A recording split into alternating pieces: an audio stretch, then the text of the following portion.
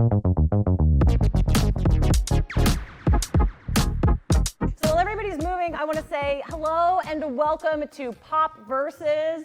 My boss calls this a pop culture fight club. I think that's really mean. I'm going to say a polite pop culture debate between our hottest topics. We're doing Star Wars versus Star Trek today. My name is Ashley Victoria Robinson. I'm in charge of this panel. If you don't like me, that's okay. There's a post-show survey. You can say at the end that you didn't like me. We're going to do a little bit of intro with our two experts to start. And then you see that microphone right in the middle? That's another reason I had you all come closer. I'm going to ask you to politely line up, not throwing any elbows, and you're going to get an opportunity to ask your burning Star Wars versus Star Trek questions. So percolate on that while we are doing our intro. Hi, friends. Please come close. Rutherford, I see you. If we have any further tech issues, I'm tapping you in. Kira's here. Is that Dax is here as well? Well, look. Thank you for saying Jedzio, because I was wrong. It could be several many Daxes. But I think we have enough people that if we have any further microphone questions, we should be just fine. So let's kick this off, shall we? I'm just here to be the bossy person and tell everybody what to do. I'm joined by two absolute geniuses and people that I truly can't believe answered my cold emails. So can we please have the theater kid round of applause in welcoming John Jackson Miller and Joe Eisma! Thank you very much. Oh, anything for you. I have assigned you whether you are Team Star Wars or Star Trek. I did not ask. John, I said, please come be Team Star Wars. Please explain to people what your bona fides are and why you are repping Star Wars. Well, I said thank you very much, and that's because I saw Star Wars in the same theater that Elvis did. His last film he saw just before he passed, apparently. He used to shut down the Whitehaven Twin Theater just about 3 blocks down Elvis Presley Boulevard from Graceland. He used to shut it down at midnight to watch movies. So yeah, I was 9 years old when I first watched Star Wars. I have since then written in both universes. I've written 8 Star Trek novels. On Star Wars side, though, I have written a large number of novels, including Knight Errant Kenobi, A New Dawn, most recently The Living Force. I wrote the entire Knights of the Old Republic comic series. I wrote the Knight Errant comic series. I have basically been writing Star Wars since 2005, and that makes it the 20th anniversary. And again, when you contacted me, I didn't really, it was a coin toss almost which side I would take. Yeah. But I know how to actually do one or the other, because I think I've done like 90 of these. Look, and everyone's a little bit bi sci-fi. Well, so. You know, and the fact is the Star Wars versus Star Trek schism in fandom, which did exist a bit in the 70s and 80s, vanished around 20 years ago when we all decided we hated the Twilight people. Heck yeah, some Twilight person is going to walk out of this panel. Joe, tell us your bona fides. Well, I'm a comic book artist. I've been drawing comics for 16 years now, various series, and a lot of my more recent work has been on the Star Trek comic series. I drew a series called Star Trek Halloween, which was a horror-based series with the TNG crew, and I drew an issue of a story within Star Trek 400 that was written by Will Wheaton, and yeah, so I'm here to kind of rep Star Trek because that was what I was asked. That's what you were told to. I know. Well, I was going to say I was asked so kindly and politely. You also very kindly were like, well, I could do either side. I know. Whatever you want. Everything's fine. Well, I mean, I was like, well, I kind of grew up a big Star Wars fan. I mean, when I was little, I saw Empire Strikes Back. The theater was so oversold. My mom and I sat on the floor, which I'm sure is a fire hazard. But then I also remember seeing Wrath of Khan as a really small child and screaming with the SETI eels, and my mom having to hightail. Bless my mom. I'm so sorry. She's just a saint. Yeah, so I mean, I guess I have two kind of traumatic ties to both franchises. Yeah, I love that. And as a huge Morning Glories fan, I'm like, I understand. Oh, yeah, I understand. thank you. Yeah. Okay, so let's start with the really easy question right off the bat. What makes Star Wars Star Wars, and what makes Star Trek Star Trek? You know, I was thinking back on this. I actually did my first pro Star Wars, right? I actually did write a Star Wars is better than Star Trek column in a fanzine that I was doing when I was 11. And nobody read it except for me, and my friend who was a Star Trek fan said it was immediately suspect because I didn't really watch Star Trek much other than a few random episodes that were in syndication. And of course I'd seen Star Wars. Star Wars, again, was targeted at children. It was certainly something that was enjoyed by a wider range of people, but it was, it was not, at least at the beginning, was not about exploration, was not about the conflicts between anything other than empire, rebellion. Very simple, people could figure it out.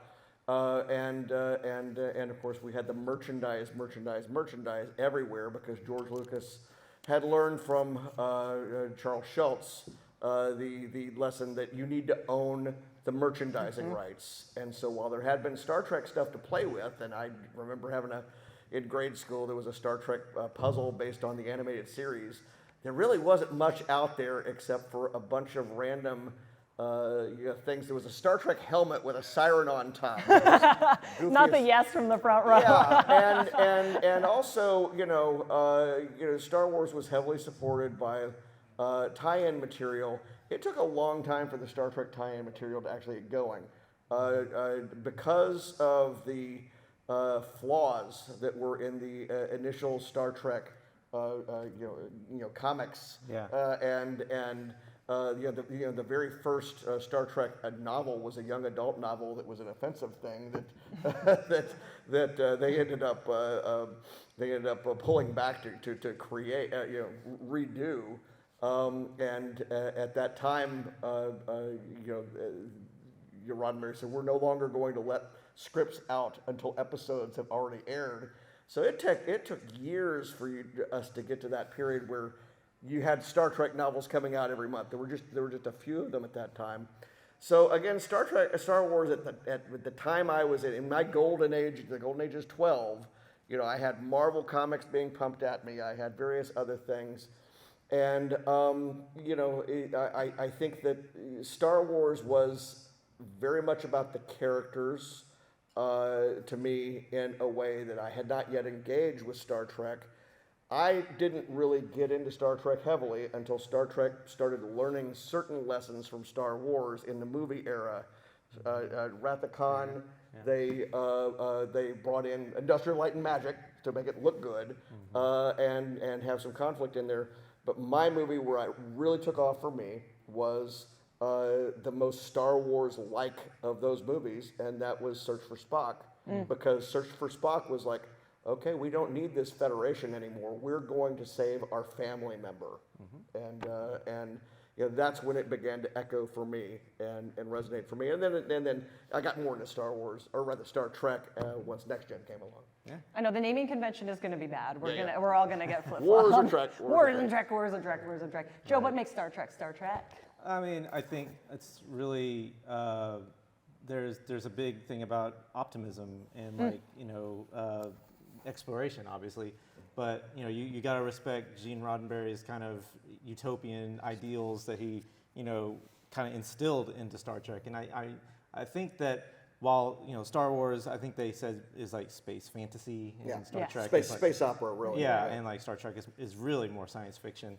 I mean, I think there's some crossover between those two, but I think Star Trek is really, and I'm not saying this to down talk Star Wars at all, but I mean Be rude. They tackle this is a pop culture fight club. they tackle some, I mean, granted, Star Trek has had a lot more like opportunities, like different shows with lots of episodes to kind of flesh out these concepts and stuff, where Star Wars is only now kind of diving into the TV series kind of area.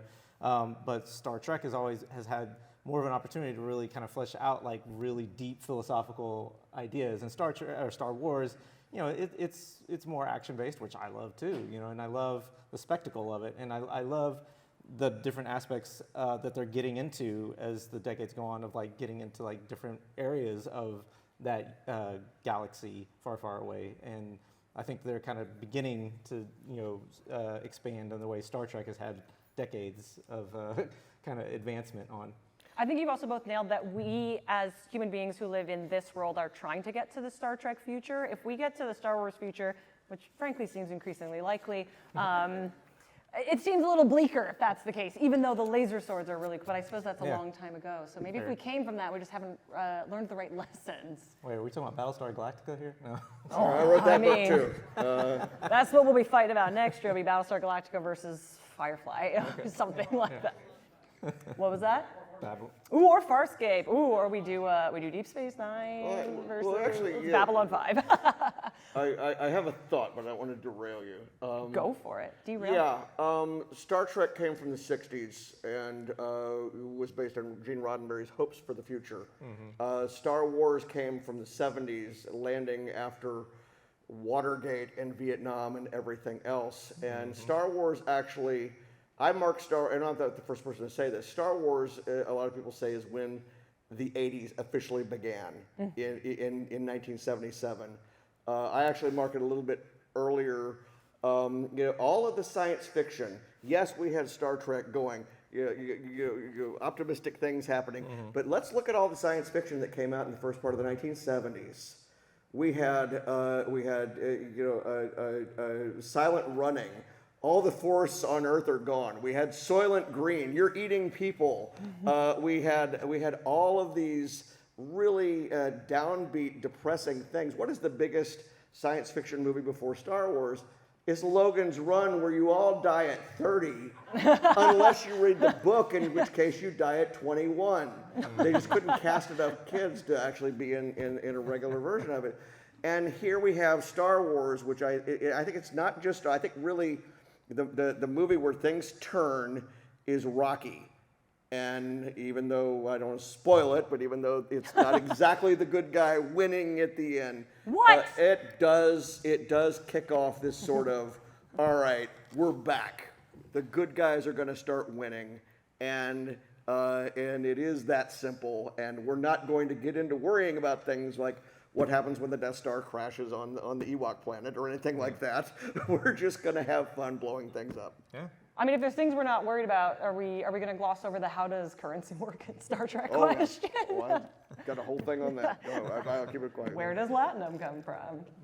But instead of diving into that, I would love to know from each of you, which character in the Pantheon do you think most perfectly represents the franchise? So who is the most Star Trek character, and who is the most Star Wars character?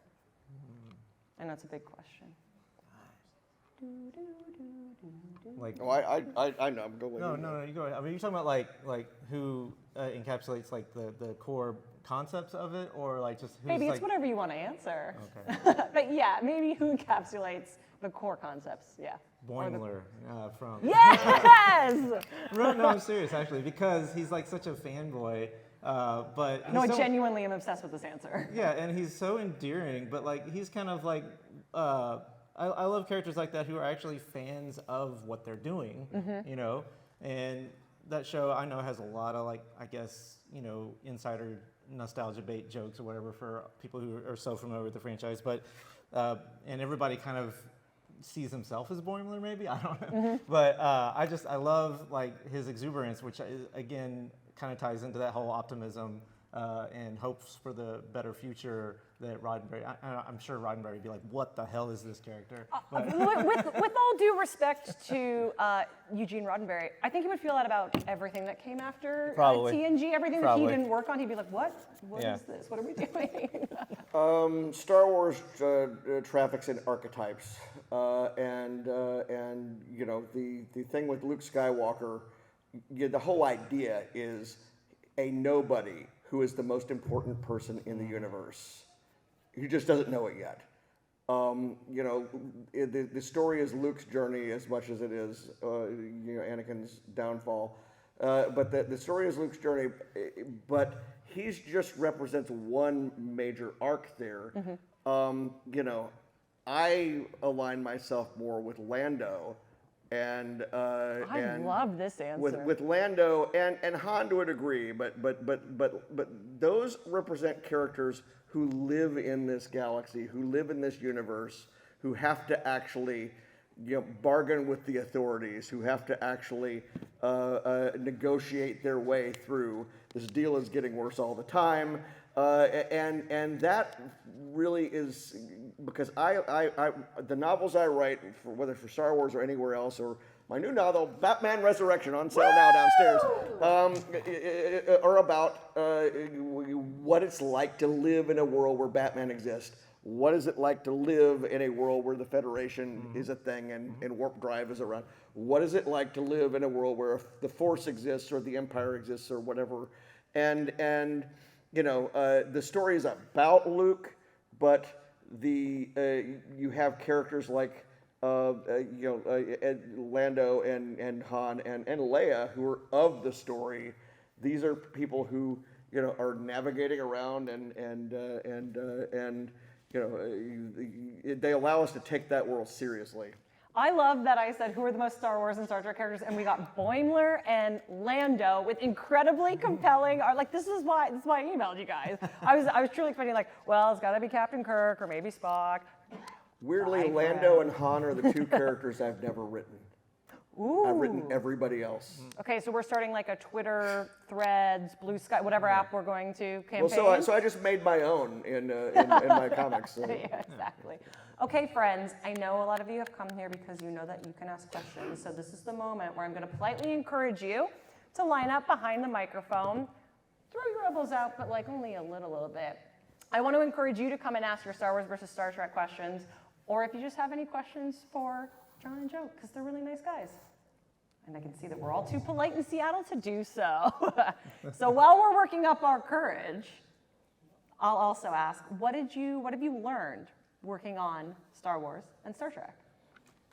Well, I know what a Star Wars story is, and I know what a Star Trek story is. I know what plots I cannot propose to a Star Wars editor, and I know what plots I shouldn't bother with a Star Trek editor. One of the weird things with Star Trek was when I started working on it, Margaret Clark, wonderful editor who has edited hundreds of novels, including 7 of the last 9 Scribe-winning novels for best science fiction novel, or best science fiction tie-in novel.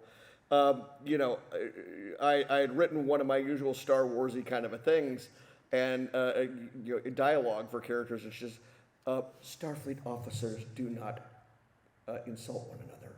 They do not pick on one another. They do not. They do not abuse one another verbally. Wait, because Gene would never have allowed that. Everybody is kind to each other. They might needle each other a little bit, but the kind of bickering that you find in Star Wars, which is you're right there. I mean, there's a laugh a minute. There's multiple jokes a minute, just in the get this walking carpet away from me. That she says they don't do that. And I'm like, okay. And I had to sort of work through this for a while. Of course, then we got to the streaming series where suddenly all bets are off because these two franchises react to one another. And one of the ways that they've reacted is now they pick on each other a little bit more. And, it's an Ouroboros, so we're all eating our own tail in the Trek Wars universe. So that's happening. And of course, then I did have the joy of, I wrote the Emperor Georgiou novel, Die Standing, and she's the Mirror Universe Emperor. And when I sent it in, I said, I have to apologize to you because this is there has never been a more insult-laden, innuendo-laden Star Trek novel ever. This is filthy. Did it get hand-waved away because it was the Mirror Universe? Yes, that's exactly it. That's the point. So anyway.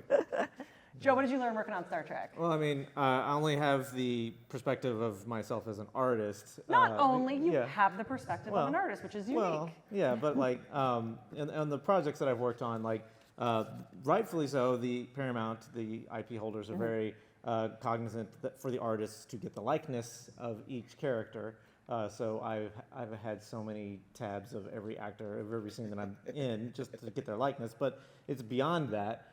Those characters that they created, you have to be able to get that essence of that character. Because I mean, I could draw a photorealistic, Patrick Stewart all day long, but if he's doing a Harley Quinn pose or something, maybe that's not right. Yeah, exactly. He's doing finger guns, maybe not that. But you have to be really, conscientious of who the character is, personality-wise, and that goes a long way to creating believability. So I've kind of tried to apply that to like my own work and like how the characters act on a page.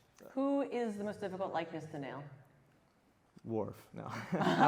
No, really. Actually, any of the female characters, probably Troy, Dr. Crusher, just because, you know, you don't want to overdraw those faces. You don't want to over-render them because, like, when you over-render a character as an artist, it ages them, and you want to be very cognizant of that. So you have to be very economical in your line usage. They also have some of the most magnificent hair in Yeah, the franchise. hair. Oh my God. This is another thing. Star Wars comics, not just because they're Star Wars, they've always been sort of much more commercially successful than Star Trek comics for reasons having to do with the franchise and the relative ages of the readers.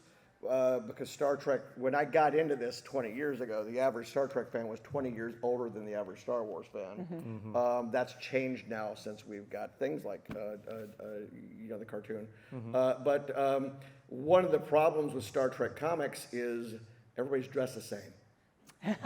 One of the problems is, in Star Wars, you can have a party of characters and none of them are the same species. And you have that to a degree in Star Trek, but again, to the it's rooted in the source medium, which is all, you know, what they can do in the makeup shop. And not much more than that. And so there's just a very big visual difference issue. And then just some things in Star Trek don't translate too well into comics. The whole transporter thing. I mean, you can't really show that. And it works. Now, when I started writing Star Trek, I loved it because it allowed me to short circuit straight to the action. And we don't have to worry about what I have to worry about in Star Wars all the time, which is how does that ship land? The wings come down. It's got the I don't know what's going on here. But again, you know, I think Star Wars was designed to be more visual in part because it came later and they had a bigger model shop and they weren't worried about, oh, well, we really don't want to spend the money to make multiple shuttles. True. And then Dune said, what if we took a bunch of acid and walked around the desert? Now, it's everybody's time to ask questions. You can only ask a question if you tell me what your name is, are you team Star Trek or Star Wars, and then ask your question. I'm John. Hi, John. I'm in the neutral zone between both. Great answer. So the log I want to throw. Well, now, since you said neutral zone, you're leaning Star Trek already. Ooh, John said I did come to fight. All right, unless we start a national fight club, the log I want to throw in this fire is fandom versus fandom.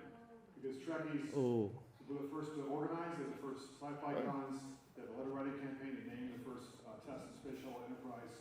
They were a huge force. Fast forward to now, half this convention is taken over by like 501 Droid Builders. Because the Star Wars fans have a huge footprint, and there's really no Star Trek equivalent or parallel to 501. So that's the brick I'm throwing into it. I'm also going to say, can we please give Star Trek fans the credit for being the first ones to write and publish slash fiction? Yes. And why did we call it Spirk when we could have switched some letters around? And I'll leave it at that. Star Trek fandom absolutely set everybody up for what was possible later. They absolutely made a lot of these things possible, to the extent that, Franz Joseph's blueprints for the Enterprise was produced by Judy Lynn Del Rey. Del Rey, a name you may know from the sides of all the Star Wars books, because Judy Lynn and Lester were science fiction editors at Ballantine at the time. They actually that pack of blueprints, which is not a book, went to #1 on the New York Times bestseller book list. That allowed them to actually do the Del Rey imprint, which again published all the Star Wars stuff later on. So again, yes, that absolutely set it up. But the costuming difference, I think, is I think there's an age thing going on there, because again, by the time we get to the commercial, the more commercial era of conventions, starting in the late 90s and moving into the 2000s, when particularly San Diego starts being visited by more movie studios. We can also blame Twilight for that one. Hall H, and that is when the Twilight thing happened. And that is when we really began to notice waves of fans coming in and taking over and being annoying and whatever. And then it washes away, and it's. I think that the Star Wars stuff again. It was just targeted younger. The fans were younger. The stuff looked cooler. And I mean, the Stormtroopers are the bad guys, but it looks cooler. And that's why they ended up, well, let's figure out a way to market them. We'll figure out a way to actually make some Stormtrooper characters good guys, and go from there. And then we got that great opening shot from the Force Awakens trailer, which has been popping up. Joe, what's better about Star Trek fans than Star Wars fans? Well, I mean, I think by and large, Star Trek fans are also very, kind and optimistic and like very welcoming. I've noticed that in the various online discourse that I've gotten from the projects that I've launched and everything, and just even meeting people here. It shows like these.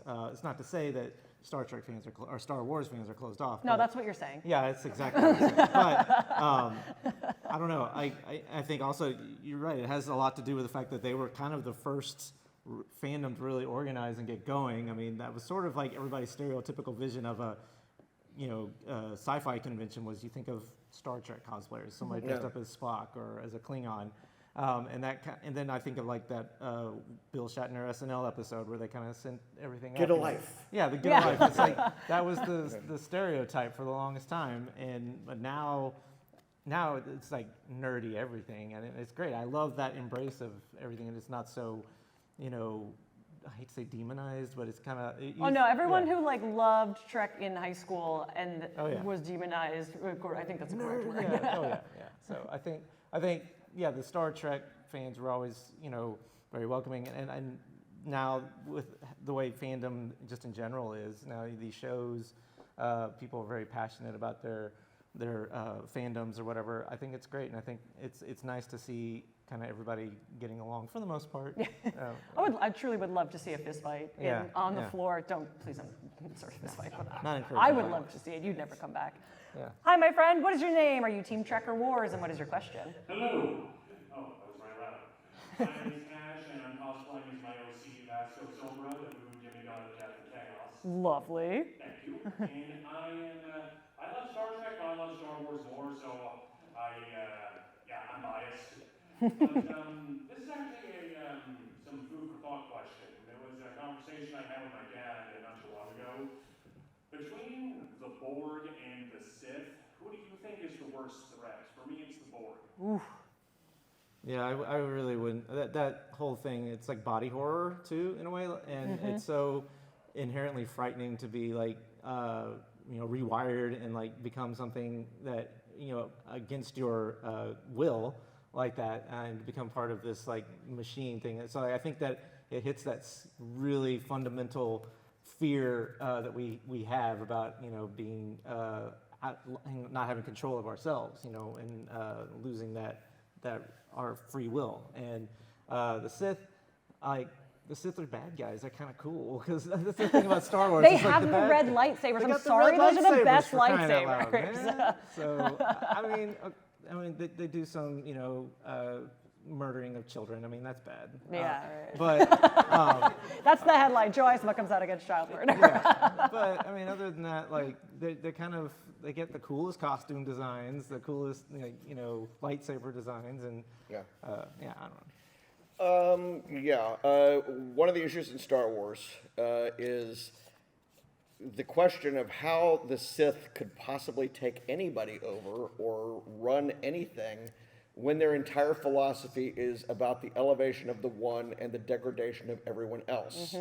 My Knight Errant series is about the founding fathers and mothers of Sithdom battling each other on which is the best possible way to actually take over, because anytime they get in charge, they all kill each other, and they're all rivals with one another.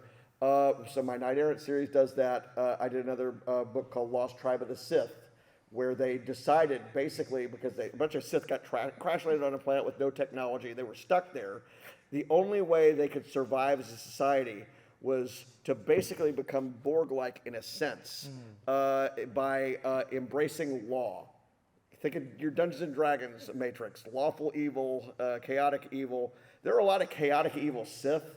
They had to purge all of those on this planet and basically create a way to channel people's ambitions, to make there are elaborate rules in the Lost Tribe of the Sith planet for when it's permissible to assassinate the leader.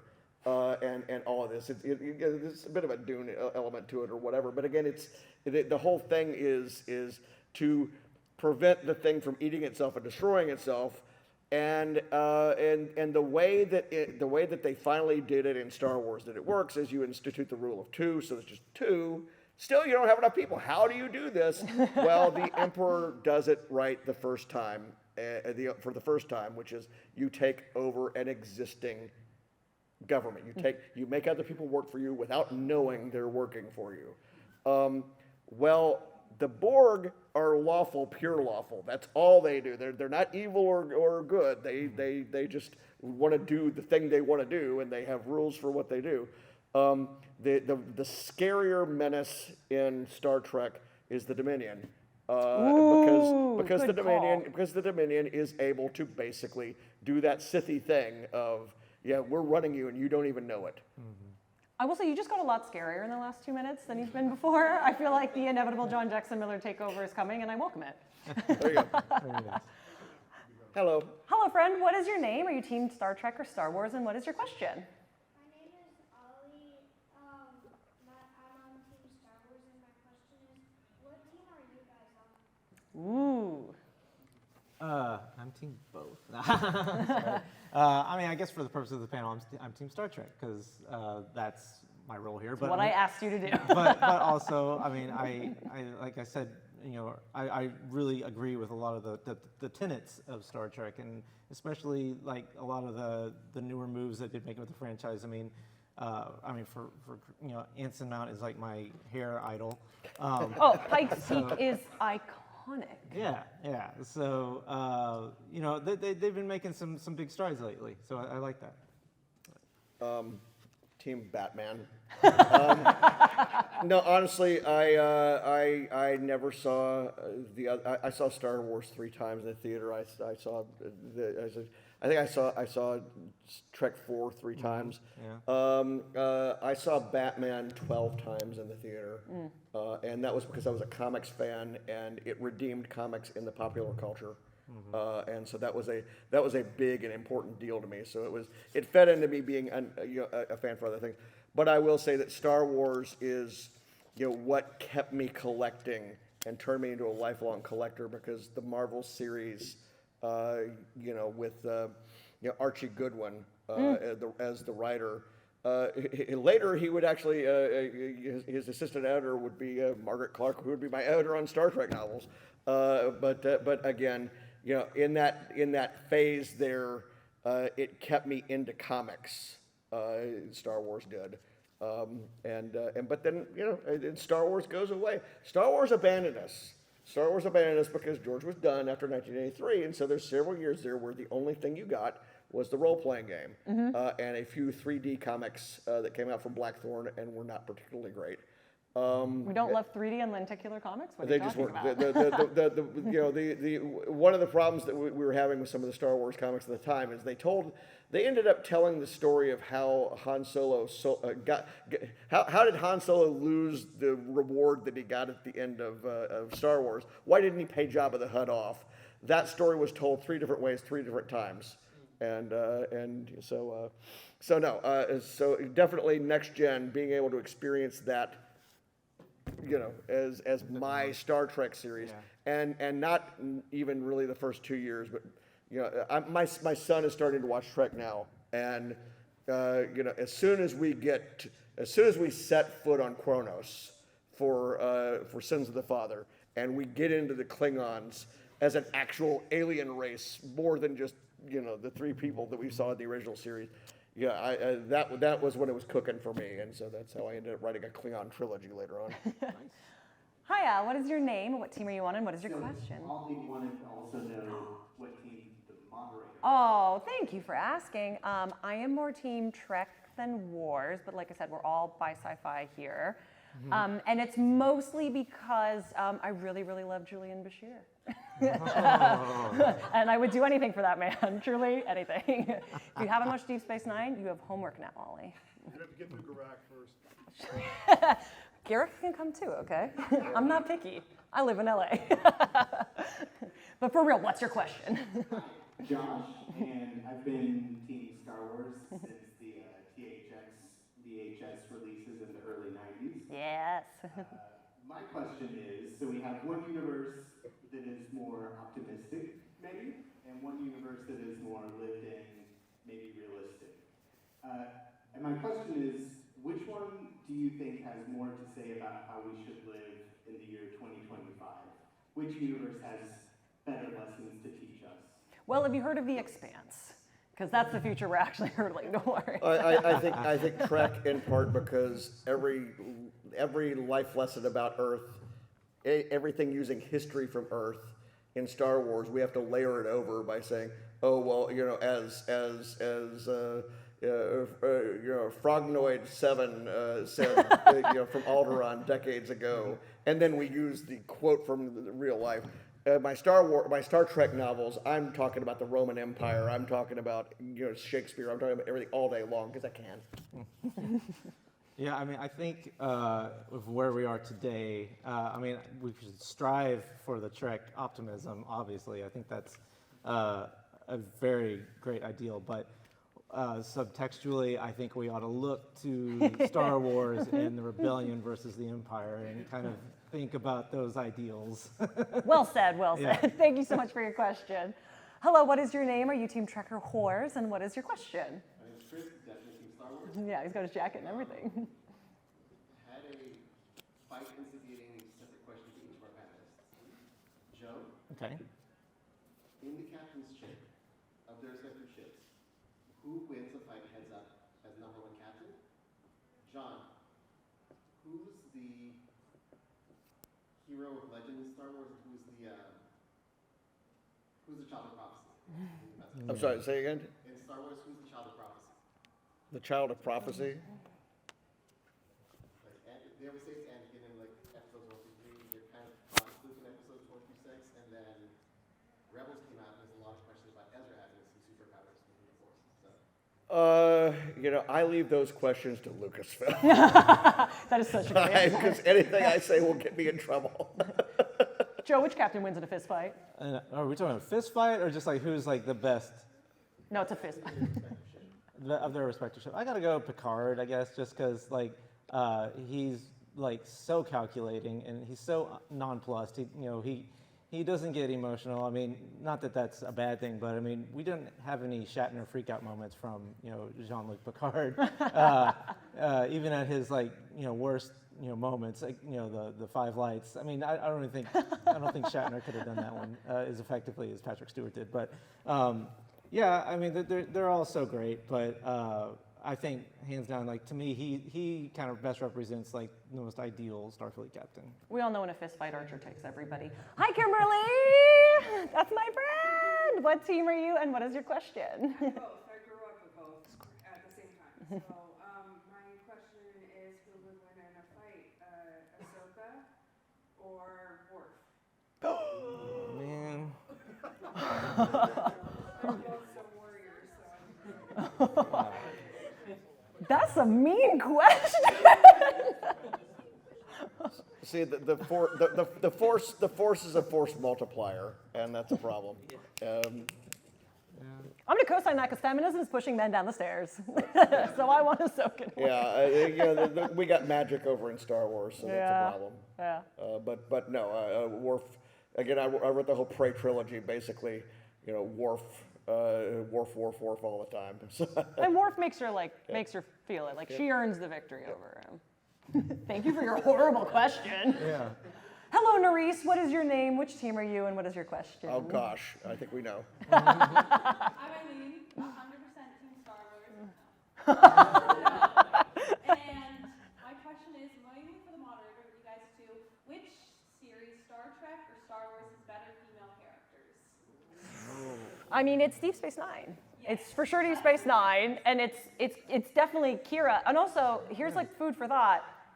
Kieran Reese is called the terrorist in the pilot episode and then gets such an incredible arc that she becomes the leader of basically an entire planet evolutionary moment. Like, and then Nana Visitor plays her. Like, what more could you possibly want? So It's just really not fair because there are a lot of strong female characters in Star Trek, but Star Wars has Carrie Fisher. yeah, yes. So there we go. It's true. It's And Carrie Fisher is the human being that we all aspire to be. Of course. Yeah. Hello, Jadzia. What is your name? Where are you? Not where are you from? Which team are you? And what is your question? I'm Lillian. I think I'm Team Star Trek.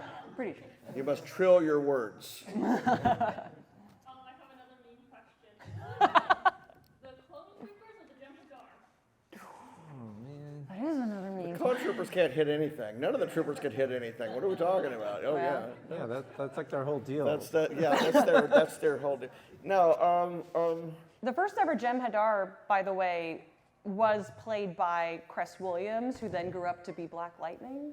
So that's pretty cool. I will say that one strength Star Trek had over Star Wars was that when it came time to try to rethink the universe to deal with major feature films coming up in the form of episodes 7, 8, and 9, one of the things is that Star Trek is able to actually handle that because it has time travel, it has alternate realities. Star Wars sort of had flow walking or something at that point, the various other things. We didn't have alternate realities really. And so, it became something more complicated to have to deal with. Star Trek, again, because it's science fiction, has all these other possible ways to do things, and then that ended up being what happened. And then, of course, in Star Trek, they ended up having to figure out a way to set aside the novels that had been done between 2000 and 2020 because the history that we see in the Picard series does not match anything that we had talked about in the novels. But again, we did so by creating the first Splinter universe. And also, it's been eking its way in. Yeah. No. On both sides. I started undermining it immedially in my books. The same way that I wrote the first non-Legends novel. I wrote A New Dawn, and there's stuff from Knights of the Old Republic, my comic series, in there. Yeah. It's just Legends may be true in part, in whole, or not at all. And it's like Robin Hood or King Arthur, and we just call on things when we want to, and, King Arthur's use not things real? we want to, and so yeah, and that's why I was never that animated about it. I always felt it was like James Bond. I mean, all these James Bond stories are sort of about the same guy. Oh, John, that's a different panel that you and I are going to have to get into together. Okay, friend, you're the last question, so make it good. What's your name? Which team are you, and what is your question? I'm Jonathan. It's hard to pick the team. Let's go with Trek today. Heck yeah. And I'll, that's what everybody's here to do, but I'm going to just do a little bit harder one. Which is better, Empire or Khan? Empire. Empire. I gotta give it to Empire. I mean, structurally as a film. I mentioned that I preferred 3 to 2. I actually prefer 6 to either of them. Oh yeah. Yes. But again, part of it is that 2 is a reset because the first film That's good if you was take all the not boring designed parts for out. the 80s. The first film was still rooted. The motion picture was really, still thinking back in 2001: A Space Odyssey terms, and we're in a Star Wars universe now. So I think you kind of have in a transitory film there in Khan. It's a long movie still. Yeah, I agree. I think just in terms of the craft of filmmaking and just storytelling, Lucas was always he loves to talk about how the Flash Gordon serials and everything, all that stuff influenced him. I love that aspect about Empire is that it plays very much like that and leaves you just I just remember being a kid, I'm like, what in the hell are they going to do now? I mean, Trek, don't get me wrong, is Wrath of Khan is without a doubt an absolutely substantial, great film, but it's got those eels, those city eels. That's the biggest drawback right there. I love that that is the sticking point for you. Okay, final questions. Joe, for the last couple hours, and I think maybe just hour of this convention, where can people find you and give you money? I will actually be leaving pretty shortly, but I've been at Artist Alley, table K08. John, where can people find you and give you money? I am in Writer's Block, Table 1. I am catty-cornered from the Random House booth, and even though we're almost sold out of everything, at the Random House corner, they have all the Batman Resurrections that I don't have. There, and the new novel was just announced on Monday. Woo! Hidden in the first novel is the start of book 2. Batman Revolution comes out October 28th.